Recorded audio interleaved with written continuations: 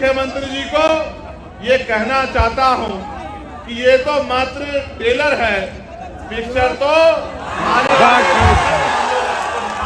केंद्र की निकम्मी सरकार बैठ के गरीबों की मौत का तमाशा देखती रही। ये हमने अपनी आंखों से देखा कि देश संविधान से नहीं चल रहा है।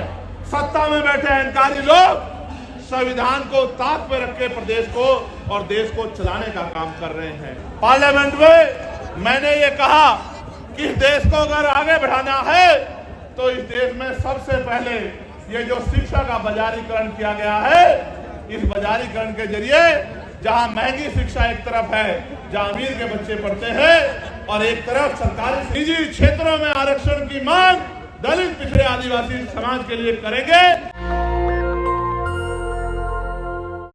बिहार तो लोकतंत्र के जननायकों में से बड़े बड़े नेता जिन्होंने बिहार में जन्म लिया, ये क्रांतिकारी धरती है। यहाँ की समस्याओं का हल तो बहुत जल्द सुनिश्चित हो जाएगा। आज आपका जुटा ये जन समूह इस बात की गवाही दे रहा है कि आने वाला कल कमजोरों का, गरीबों का, दलितों का, पिछड़ों का, आदिवासियों का, मुसलमानों का, अन्य धार्मिक अल्पसंख्यकों का और हर जातियों के गरीब लोगों का है। ऐसा विश्वास मेरा आज आपकी संख्या के आधार पर यहाँ मजबूत होगा। साथियों, मैंने बहुत सारी समस्या आपकी सुनी, वक्ताओं के माध्यम से मंच में मैंने बहुत सारी समस्याओं को जाना, और एक बहुत बड़ी संख्या यहाँ माताओं बहनों की भी है जो बड़े लंबे समय से जिम्मेदारी से इस मंच की तरफ देख रही हैं। बहुत बड़ी संख्या में नौजवान और जिम्मेदार लोग भी पहुंचे हैं। हालांकि आप भी जानते हैं कि पहले ये रैली एकदम फेल हो जाएगा, लेकिन मैं समझता हूं कि वो आपकी शक्ति से अनभिज्ञ है, उनको आपके संघर्ष की जानकारी नहीं है, इसलिए उनको ऐसा लगा कि अगर एक की जगह कार्यक्रम किसी अन्य तिथि में होगा तो कार्यक्रम सफल नहीं होगा। मैं मुख्यमंत्री जी को ये कहना चाहता हूं कि ये तो मात्र ट्रेलर है, पिक्चर तो हमारे साथियों, ये देश 15 अगस्त 1947 को आजाद हुआ है। 16 अगस्त 1947 को हम लोग इस देश में ब्रिटिश हुकूमत के अधीन थे। ब्रिटिश हुकूमत के अधीन होने के कारण इस देश में बहुत सारे हक अधिकार हक वंचित समाज के लोगों ने, यहाँ तक कि देश में सदियों से चली आ रही कुप्रथाएं भी थी, जिनमें विधवा विवाह न होना, बाल विवाह होना, महिलाओं को सती प्रथा जैसी कुरीतियों का सामना करना, और भी ऐसी बहुत सारी कुरीतियां और प्रतिबंध लगा के हक वंचित समाज के लोगों को गरीबी, बेबसी, लाचारी और जुर्म जाति का जीवन जीने के लिए मजबूर किया गया था।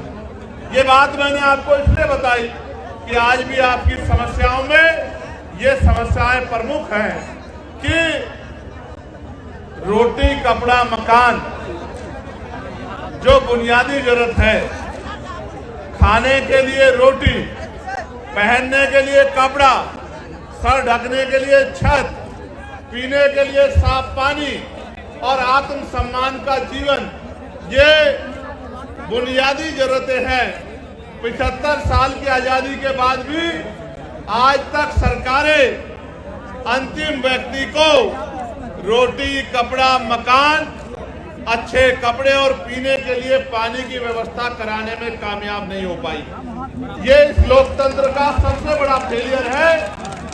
जो काम आजादी के 10 सालों के अंदर हो जाना चाहिए था, वो काम आजादी के 75 सालों के बाद भी नहीं हुआ है। इसका उदाहरण ये है कि देश के प्रधानमंत्री कहते हैं कि हम 80 करोड़ लोगों को मुफ्त में राशन देते हैं। अगर इस देश में लोगों की जेब में पैसा होता, वो गरीबी के जीवन से निकल पाते, तो 80 करोड़ लोगों को मुफ्त में राशन नहीं देना पड़ता। क्योंकि भारत का खून स्वाभिमानी खून है। ये हाथ फैलाने में नहीं, मजबूती से संघर्ष करने में भरोसा रखता है, लेकिन इसको मजबूर किया गया हाथ फैलाने के लिए, सिस्टम बना के किया गया है। मैं इसलिए आपसे कह रहा हूं और मैं तर्क के साथ आपको कहना चाहता हूं, मीडिया भी इस बात को दिखाएगा कि भारत के साथ साथ कई ऐसे अपनी कंट्रियां भी हैं, कई ऐसे देश भी हैं जो भारत के समकालीन या भारत के बाद आजाद हुए, और आज उन देशों में जाके देखोगे तो आपको एहसास होगा कि वो भारत से लगभग 50 साल आगे चल रहे हैं। जब एक समय में आजाद हुए देश अगर बहुत दूर ना जाके कहीं चाइना को देखा जाए, भारत की इकोनॉमी, यहाँ के नेतागण 5 ट्रिलियन बनाने की बात करते हैं। अगर हम चाइना की इकोनॉमी से उसकी तुलना करें तो हम 1/4 पर भी नहीं पहुंच पाए हैं। एक समय में आजाद हुए देशों में इतना अलग अलग तरह का आर्थिक गैर बराबरी का जो उदाहरण मिलता है, ये इस बात का उदाहरण है कि आज भी इस देश का अंतिम व्यक्ति बुनियादी सुविधाओं से वंचित है। और मुझे कहने में कोई परहेज नहीं है कि इनमें भी दलित, आदिवासी और पिछड़े वर्ग के लोगों के हाल बहुत बुरे हैं। आज भी हमारी बहनों को घर चलाने के लिए कोल्हू पे काम करना पड़ता है, भट्टों पे काम करना पड़ता है, दूसरों के जमींदारों के खेतों में काम करना पड़ता है, सर पे ईंटें उठानी पड़ती है। मुझे सबसे बड़ी पीड़ा तब हुई थी जब कोरोना काल में मजदूर शहरों से पलायन करके घर की तरफ चला था, और इन सरकारों के पास उन मजदूरों को देने के लिए, घर पहुंचाने के लिए ट्रेन की व्यवस्था भी नहीं थी। इस मेरे परिवार ने जो दूसरों के महल बनाता है, घर बनाता है, बिल्डिंग बनाता है, कंपनी बनाता है, इन अमीरों के पास कोरोना काल में इन गरीबों को का पेट भरने के लिए रोटी की व्यवस्था भी नहीं थी। मैंने देखा किस तरह मजदूर पलायन करके आया, कहीं ट्रेन के नीचे जाके मरा, कहीं भूखे पेट मरा, कहीं पानी की कमी के कारण मरा, और माए अपने बच्चों को बैग की चैन के ऊपर अपने बच्चों को लिटा लिटा के सफर कर रही थी। पैर में छाले पड़ गए, हाथों में छाले पड़ गए, गले सूख गए, हृदय गति रुक गई, हजारों लोगों की जान गई। लेकिन यहाँ की और केंद्र की निकम्मी सरकार बैठ के गरीबों की मौत का तमाशा देखती रही। ये हमने अपनी आंखों से देखा।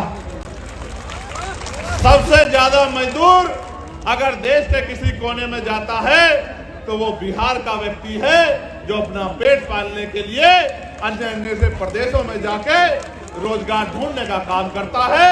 ये इन 15-15 साल चली निकम्मी सरकारों की देन है, जिन सरकारों की वजह से आज भी यहाँ का पढ़ा लिखा नौजवान रोजगार नहीं पा पाता है, और माताओं बहनों को भी घर को चलाने के लिए मजदूरी करना पड़ता है।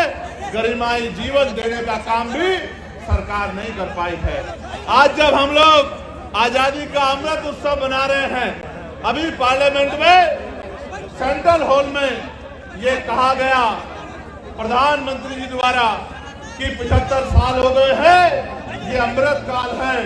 ये कैसा अमृत काल है जहां एनसीआरबी का डाटा ये कहता है कि रोज महिलाओं के शरीर की धज्जियां उड़ाई जाती है, सामूहिक बलात्कार होते हैं, महिलाओं को तेजाब से नहलाया जाता है, महिलाओं की अस्मत को रोंदा जाता है, महिलाओं को दफ्तरों में और दफ्तरों के बाहर और गांव में सामान की व्यवस्था के आगे अपने आत्म सम्मान की रक्षा वो नहीं कर पाती।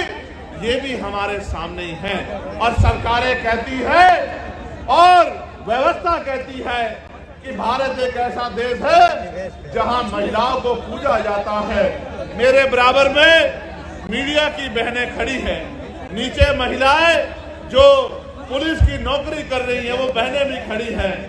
कभी उनके मन से भी पूछ के देखना कि रात को 10-11 बजे क्या वो उत्तर प्रदेश में, बिहार में या उत्तर प्रदेश में या देश के किसी भी प्रदेश में क्या ईमानदारी से निकल सकती है? सच ये है वो अकेले तो छोड़िए, वो परिवार के साथ भी आज नहीं निकल सकती है। ऐसी ऐसी घटनाएं सामने आती है कि हृदय कांप जाता है। और कुर्सी में बैठे नेता और उनके चाटुकार अधिकारी ऐसी ऐसी घटनाओं पे आंखें बंद कर लेते हैं। जब मैं बिहार के साथियों से बात करता हूं तो पता लगता है 13 साल की बच्ची का रेप हुआ, 12 साल की बच्ची का रेप हुआ, 15 साल की बच्ची गायब हो गई, 2 सगी बहनें गायब हो गई, कहीं मार के 2 बहनों को लटका दिया गया। तो ऐसा महसूस होता है कि देश में गरीबों का, और गरीबों में भी दलित पिछड़े आदिवासियों का, उनकी बच्चियों की इज्जत का कोई मोल नहीं है। यहाँ देश में कुत्ते, बिल्ली, बकरी, गाय, गधे, घोड़े की इज्जत है, उनका भी सम्मान है, लेकिन इंसानों का सम्मान नहीं है। तो ये महसूस होता है कि ये सरकारें किसका काम कर रही है? क्या ये गरीबों का काम कर रही है या ये अमीरों का काम कर रही है? जहां हमारे सेना में घोर जातिवाद और अपमान का सामना करने वाले हमारे साथी भी यहाँ मौजूद हैं, जो लंबे समय से इस गैर बराबरी और फिर अन्याय के खिलाफ लड़ रहे हैं। लेकिन मुझे बड़े कष्ट के साथ कहना पड़ रहा है कि ये सत्ता के पास भी गए और विपक्ष के बड़े बड़े नेताओं के पास भी गए, लेकिन इनकी समस्या का समाधान सरकार नहीं कर पा रही है। इसका मतलब सरकार नहीं चाहती कि सेना के साथियों के तिरंगे को उठाने वाले साथियों का सम्मान होना चाहिए। सम्मानित साथियों, मैं किस किस की पीड़ा आपके सामने रखूं? मैं तो ये समझता हूं आज नहीं तो कल इस देश के नौजवान को अपने गरिमाई जीवन के लिए संघर्ष करने के लिए खड़ा होना पड़ेगा। और जब तक इस देश का नौजवान और इस देश में भी बिहार का नौजवान अपने पैरों पे खड़ा होके इस जुल्म जाति, गरीबी, बेबसी, लाचारी की बेड़ियों को काटने का काम नहीं करेगा, तब तक इन सत्ता में बैठे फर्जी मसीहाओं के जरिए आपकी जिंदगी बदलने वाली नहीं।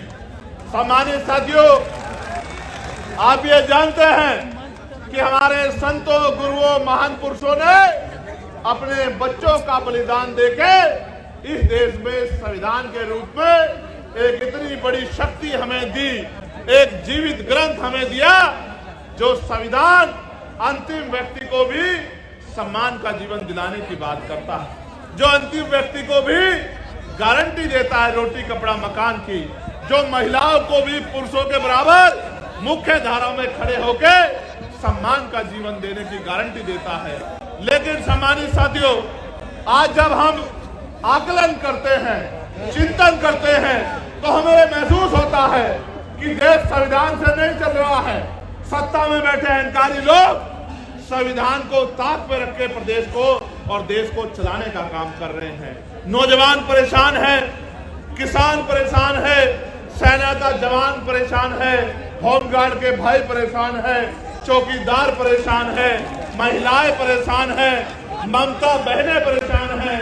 और अगर कोई परेशान नहीं है तो आपके राजभवन में और आपके विधानसभा में बैठे आपके नेता जो मोटी मोटी तनख्वाह लेके अपने बच्चों का ध्यान रखते हैं, अपने बच्चों को विदेशों में पढ़ाते हैं, अपने बच्चों का इलाज प्राइवेट हॉस्पिटल में कराते हैं और गरीब जनता को जुमला बोल बोल के बेवकूफ बनाने का काम करते हैं। मैंने पार्लियामेंट में अंतिम व्यक्ति के आवाज उठाने का काम किया, चाहे होमगार्ड के भाइयों की समस्या हो, चाहे चौकीदार भाइयों की समस्या हो, चाहे आशा आंगनबाड़ी बहनों की समस्या हो।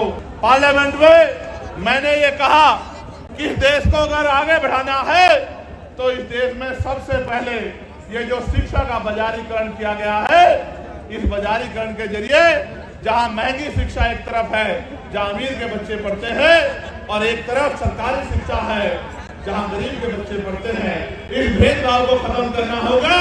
और प्रधानमंत्री, राष्ट्रपति से लेकर मुख्यमंत्री, विधायक, सांसद और क्लास वन के अधिकारी से लेकर और क्लास के कर्मचारी तक के बच्चों का, गांव के सरपंच से लेकर और विधायक, MP सबके बच्चों का की पढ़ाई सरकारी स्कूल में होनी चाहिए, जहां किसान का बच्चा बैठ के पढ़ता है, जहां मजदूर का बच्चा बैठ के पढ़ता है, उसी टेबल पे मंत्री, विधायक, सांसद, मुख्यमंत्री, राज्यपाल का बच्चा भी पढ़ना चाहिए।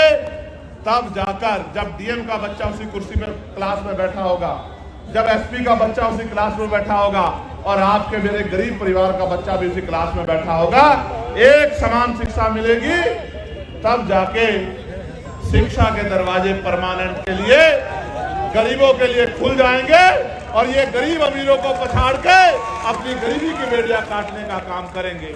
जब मैंने आवाज उठाई तो सत्ता में बैठे लोगों को बड़ी तकलीफ हुई। जब मैंने आवाज उठाई तो सत्ता में बैठे लोगों को बड़ी तकलीफ हुई। वो तकलीफ इसलिए हुई कि जब मैंने प्राइवेट स्कूलों पे उनको बंद करने की बात की तो जिन नेताओं ने प्राइवेट स्कूल खोले हैं उनको लगा चंद्रशेखर तो उनके रोजगार को बंद करवा देगा। मैं ये कह रहा हूं, नेताओं का रोजगार बंद होता हो तो हो जाए, गरीब के बच्चों के आगे बढ़ने का रास्ता बंद नहीं होना चाहिए, क्योंकि बाबा साहब अम्बेडकर ने कहा था कि शिक्षा शेरनी का दूध है, जो पिएगा वो दहाड़ेगा। आज अगर मैं अपनी बात को रख रहा हूं तो इसी शिक्षा की वजह से रख रहा हूं कि मुझे शिक्षित होने का मौका मिला है और मैं लोगों की समस्या को समझ सकता हूं और सरकार को समझा सकता हूं। मैंने ये कहा पार्लियामेंट में कि अगर इस देश को बदलाव करना है तो हेल्थ पॉलिसी में सुधार की जरूरत है। पूछा गया कैसी होनी चाहिए, मैंने कहा होनी ऐसी चाहिए कि गरीब के बच्चों को भी, गरीब आदमी को भी सरकारी अस्पताल में इलाज के लिए सरकार कहती है कि हमने बड़े अच्छे सरकारी अस्पताल बना दिए हैं। बिहार के लोगों को तो मैं ये कहूंगा कि मैंने बाढ़ में आपके कहते हुए हॉस्पिटल देखे, मैंने आप छोड़िए गया को छोड़िए, मोतिहारी को छोड़िए, बक्सर को छोड़िए, मैंने तो पटना के हॉस्पिटलों में 2-2 फीट पानी भरा हुआ देखा है, स्ट्रेचर तैरती हुई देखी है, दवाइयां तैरती हुई देखी है। यही डबल इंजन की सरकार का विकास अभियान है। तो मैंने कहा, गौर करके सुनना, मैंने कहा कि जो नेता गरीबों से कहते हैं, जनता से कहते हैं कि आपके लिए अच्छे अस्पताल बनवा दिए हैं, उन नेताओं का इलाज भी उन्हीं अस्पतालों में होना चाहिए। नेताओं का इलाज तो प्राइवेट हॉस्पिटल में होता है, विदेशों में जाके होता है, फोर्टिज में होता है, मैक्स में होता है, और गरीबों का इलाज सरकारी अस्पताल में होता है, जहां डॉक्टर नहीं है, जहां दवाई नहीं है। डॉक्टर के पास जाओगे तो ऐसा व्यवहार करेगा। सब डॉक्टर तो बुरे नहीं है, लेकिन बहुत सारे डॉक्टर ऐसा व्यवहार करते हैं कि ये गरीब जबरदस्ती उनके अस्पताल में घुस गए। दवाई नहीं मिलेगी, कोई मशीन नहीं है, एक्सरा, ECG, MRI, कोई मशीन नहीं है, बाहर से टेस्ट कराओ, जेब काटने का काम होगा। तो मैंने ये कहा कि प्रधानमंत्री हो, राष्ट्रपति हो, केंद्रीय सचिव हो, प्रमुख सचिव हो केंद्र के, या मुख्य सचिव हो, या DM हो, SSP हो, या मुख्यमंत्री हो, या मंत्री हो केंद्र के, स्टेट के, विधायक हो, सांसद हो, सबका इलाज और उनके बच्चों का इलाज सरकारी अस्पताल में होना चाहिए। जब उनका इलाज सरकारी अस्पताल में होगा तो आप देखना डॉक्टर भी होंगे, दवाई भी होगी, टेस्ट भी होंगे, और गरीबों की जेब भी कटनी बंद हो जाएगी। ये बात मैंने पार्लियामेंट में रखी। सम्मानित साथियों, मैं लगातार बिहार को संघर्ष करते देख रहा, बहुत सारी समस्याएं मेरे सामने रखी हैं। मैं आपको बहुत बड़ी गारंटी तो नहीं देता, क्योंकि इस गारंटी का काम तो देश के प्रधानमंत्री ने ले रखा है कि वो गारंटी बहुत देते हैं। वो तो इतनी गारंटी देते हैं कि इनकी गारंटी में कमजोर वर्गों के जीवन की गारंटी भी पीछे चली गई है। इसलिए मैं आपको एक ही गारंटी दे सकता हूं कि रोटी, कपड़ा, मकान, पीने के लिए साफ पानी, पहनने के लिए अच्छे कपड़े, अच्छी शिक्षा, अच्छी चिकित्सा और नौजवानों को, पढ़े लिखे नौजवानों को रोजगार, महिलाओं को घर पे कुटी 2 लाख के रोजगार, ये बहुत कोई बड़ा काम नहीं है। मैं आपको गारंटी देता हूं, आने वाले समय में आप आजाद समाज पार्टी को अवसर देना। अगर 1 साल के अंदर ये काम करके नहीं दिखाया तो जो आप कहोगे वो बात हम लोग लंबे समय से कभी किस पार्टी को मौका देते आए हो, कभी आप किसी को बनाते हो, कभी आप किसी को बनाते हो, और 5 साल तक आप इंतजार करते हो कि ये नेता किसी के बारे में ऐसे शब्द ना कहो जो आप अपने पिता के लिए नहीं सुन सकते। अगर सुन सकते हो तो कहो। मैं आपको गलत रास्ते पे नहीं ले जाना चाहता। हमेशा याद रखो, दूसरे के लिए उन्हीं शब्दों का प्रयोग करो जो आप अपने लिए सुन सकते हो। अगर नहीं सुन सकते हो तो ऐसे शब्दों का प्रयोग ना करो, क्योंकि हर आदमी सम्मान रखता है। हमारा उनका राजनीतिक विरोध है, उनके कार्यशैली अच्छी नहीं है, हम उनकी आलोचना कर सकते हैं, उनके द्वारा बोले गए झूठ को बेनकाब कर सकते हैं, जनता के सामने उनकी असलियत को रख सकते हैं, लेकिन किसी को गलत कहना व्यक्तिगत रूप से ये अच्छा नहीं है। इसलिए मैं अपने साथियों से कहूंगा कि वो समझदार बने।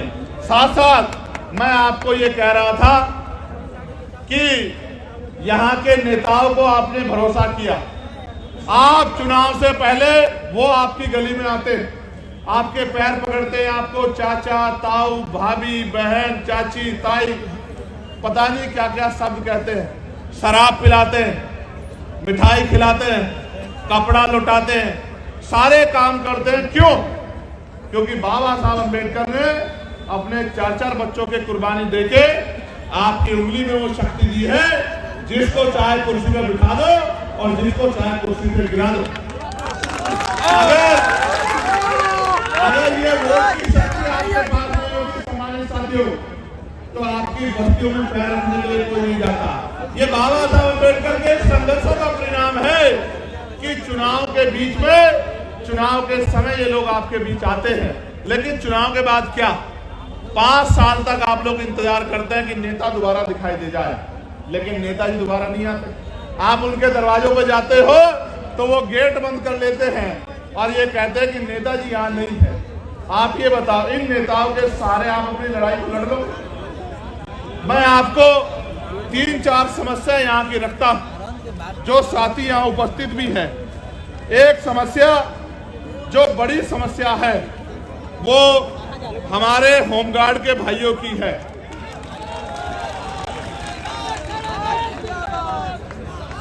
जो विज्ञापन संख्या 2/2/2011 की बहाली 2022 में ली गई, 13 वर्षों के विलंब से बहाली की गई। इसके बावजूद भी फिजिकल, मेडिकल एवं औपबंधिक मेगा सूची नाम रहते हुए इन लोगों को नियुक्ति नहीं दी जा रही है। होमगार्ड, जबकि जहानाबाद जिले में और अन्य जिलों में होमगार्ड के बहुत सारे पद खाली हैं, फिर भी सरकार इनकी बहाली नहीं कर रही है। इन्होंने मुझसे आग्रह किया है कि आप हमारी आवाज को पार्लियामेंट में भी उठाएं और हमारी बहाली कराने का काम करें। मैं होमगार्ड के भाइयों को विश्वास दिलाता हूं, मगर विश्वास दिलाते मैं ये भी कहना चाहता हूं, जब सरकार इतने बड़े पैमाने पर निजीकरण करेगी तो कल जो आरक्षण रूपी अधिकार हथियार आपको मिला है वो तो बेअसर हो जाएगा। जब सरकारी नौकरी नहीं होगी तो सामाजिक गैर बराबरी आज भी इतनी है तो दलित पिछड़ों के बच्चे यहाँ जाति व्यवस्था के आधार पर चमार, वाल्मीकि, पासी, धोबी, कोरी, खटीक, कुशवा, मौर्य, साक्य, यादव, जाट, गुर्जर, निषाद, जिसको सैनी आपके यहाँ कहते हैं, कश्यप, पाल, प्रजापति, इनके बच्चों को कौन कुर्सी पे बैठने देगा? आप मुझे बताइए। क्या आज देश में समानता आ गई है? तो इनके बच्चों को कौन कुर्सी पे बैठने देगा? इसलिए निजीकरण करके जिस तरह से इनके बच्चों का रास्ता रोकने का काम किया जा रहा है, मैं आपको विश्वास दिलाने का काम करता हूं कि आने वाले समय में हम लोग निजी क्षेत्रों में आरक्षण की मांग दलित, पिछड़े, आदिवासी समाज के लिए करेंगे और इनको निजी क्षेत्रों में आरक्षण दिलाने का काम करेंगे। ये मैं आपसे साथ साथ हमारी आपके यहाँ ममता कार्यकर्ता कहते हैं, हमारे यहाँ आशा कार्यकर्ता कहते हैं। हमारी जो ममता कार्यकर्ता बहनें हैं उनको प्रति गर्भवती मात्र 300 रुपए राशि मिलता है और जबकि उनका काम बड़ा कठिन है। इसलिए मैं सरकार से मांग करता हूं कि मिनिमम 30,000 रुपए वेतन उनका करना चाहिए, जिससे वो सम्मान का जीवन प्राप्त कर सके और उनको परमानेंट भी करना चाहिए। मैं तो होमगार्ड के भाइयों के लिए भी 30,000 रुपए के वेतन की जो है सरकार से मांग करता हूं कि 30,000 रुपए का मिनिमम वेतन होमगार्ड के भाइयों को मिलना चाहिए। हमें कितना मिलता है? 24,000। अभी तुमको तो मिल ही नहीं रहा, लेकिन जो लगे उनको तो 30,000 मिलना चाहिए। जब आप लगे आपको भी 30,000 रुपए मिलना चाहिए। ये मांग मैं सरकार को करता हूं।